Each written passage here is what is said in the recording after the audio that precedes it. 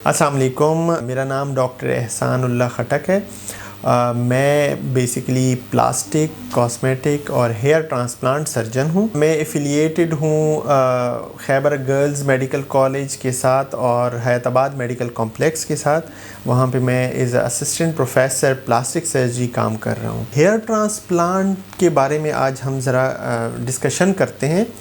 तो अक्सर लोगों का ये पहला क्वेश्चन होता है कि हेयर ट्रांसप्लांट क्या है। हेयर ट्रांसप्लांट बेसिकली आपके अपने हेयर्स, यानी जो हम पीछे से ले सकते हैं, दाढ़ी से ले सकते हैं, चेस्ट से ले सकते हैं या किसी और बॉडी पार्ट से ले सकते हैं, और इसको हम ट्रांसफ़र करें किसी दूसरी जगह पे, मोस्टली जहाँ पे हमें रिक्वायर्ड होते हैं, जैसे स्कैल्प का इंटीरियर यानी ये फ्रंट वाला हिस्सा।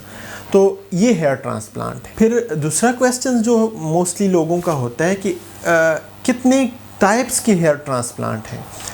तो हेयर ट्रांसप्लांट के मेनली जो टाइप्स हैं वो दो हैं। पहले तरीके में क्या होता था कि पूरा एक स्ट्रिप बैक साइड से एक पूरा स्ट्रिप स्किन का लेके फिर उसको स्टिच करके और बाहर वो स्ट्रिप हम हेयर्स में डिवाइड कर लेते थे और फिर इसको हम ट्रांसफ़र कर लेते थे टू द रिक्वायर्ड प्लेस, जहाँ पे हमें ज़रूरत होती थी उसमें हम प्लेस कर लेते थे। दूसरा जो नया तरीका है वो ये है कि उसमें एक मशीन के ज़रिए हम एक एक ग्राफ्ट पीछे से निकालते हैं या दाढ़ी के बालों से निकालते हैं या चेस्ट से निकालते हैं और फिर इसको हम ट्रांसफ़र करते हैं और आगे जहाँ पे हमें ज़रूरत है वहाँ पे लगाते हैं। तो ये दो मेन तरीके हैं। फिर क्वेश्चन होता है लोगों का, हमारे कितने ग्राफ्ट्स लगेंगे और क्या ये ग्राफ्ट हमारे लिए काफ़ी होंगे कि नहीं।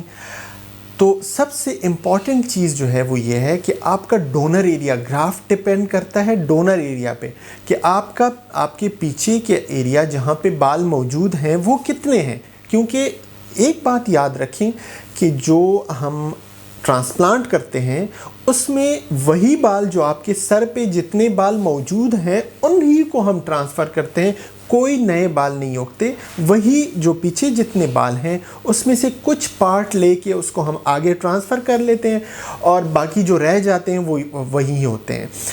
तो डिपेंड करता है कि आपका डोनर एरिया कैसा है, कि आया वो डोनर एरिया वीक है या स्ट्रॉन्ग है। अगर स्ट्रॉन्ग है तो हमें बहुत अच्छे ग्राफ्ट मिल सकते हैं, लेकिन अगर आपका डोनर एरिया वीक है तो उसमें हमें ग्राफ्ट कम मिलेंगे। तो डिपेंड करता है आपके डोनर एरिया पे कि आपका डोनर एरिया कैसा है। फिर दौरानिये की बात आ जाए तो कितना टाइम लगता है हेयर ट्रांसप्लांट पे। तो टाइम लगने के 3-4 बेसिक चीज़ें हैं। उसमें सबसे पहले है कि डोनर कैसा है, आपका डोनर स्ट्रॉन्ग है, आपके ग्राफ्ट उसमें से कितने निकल रहे हैं। जाहिर है जब आपके 2000 या 2500 या 3000 तक ग्राफ्ट निकलेंगे तो डेफिनेटली उस कम टाइम लगेगा। लेकिन अगर आपकी ग्राफ्ट 5000 है, 6000 है तो या 4000 है तो उस पर टाइम ज़्यादा लगेगा।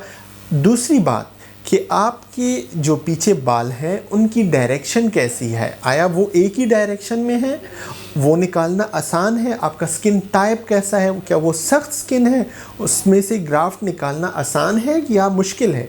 अगर वो टफ़ स्किन है तो उसमें डेफिनेटली आपका टाइम ज़्यादा लगेगा। फिर डिपेंड करता है उसके कि हमारे पास जो ग्राफ्ट है वो हम सिर्फ स्कैल्प से निकाल रहे हैं या किसी और बॉडी पार्ट से निकाल रहे हैं।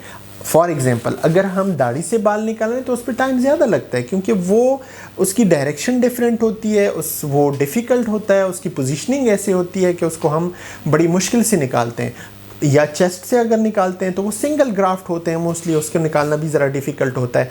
तो टाइम इस पे डिपेंड करता है। मोस्टली जो मिनिमम टाइम हमारे उसमें लगता है वो 8 घंटे से लेके 13, 14 या 15 घंटे तक भी लग सकता है। नेक्स्ट क्वेश्चन जो मोस्टली लोगों का होता है वो यही होता है कि मुझे जो अक्सर क्लाइंट आते हैं वो ये कहते हैं कि आया मेरा सारा एरिया कवर हो जाएगा एक सेशन से या नहीं। तो ज़रा डिफ़िकल्ट क्वेश्चन है, डिफ़िकल्ट आंसर भी इसका बहुत डिफ़िकल्ट है।